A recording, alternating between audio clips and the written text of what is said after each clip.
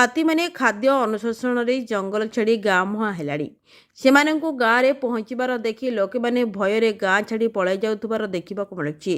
ତାହା ହେଉଛି ଗଜପତି ଜିଲ୍ଲାର ଗୁମା ବ୍ଲକ ଅନ୍ତର୍ଗତ ପରିଡ଼ା ପଞ୍ଚାୟତ ଆଦାନାଗୁଡ଼ା ଓ ଜାନିଗୁଡ଼ା ଆଖପାଖରେ 4ଗୋଟି ଜଙ୍ଗଲୀ ହାତୀ ନିକଟସ୍ଥ ଜଙ୍ଗଲ ଓ ଆମ୍ବତୋଟା ଆଦିରେ ବୁଲୁଥିବା ଗତକାଲି ସନ୍ଧ୍ୟାରେ ଦେଖିବାକୁ ମିଳିଛି।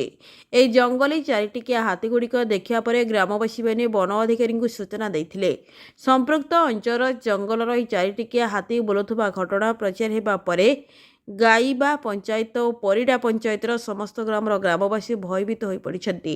ଏହି 4ଟିକିଆ ହାତୀପଲ ଗତ 40 ଦିନ ଧରି ଏ ଅଞ୍ଚଳରେ ବିଚରଣ କରୁଛନ୍ତି।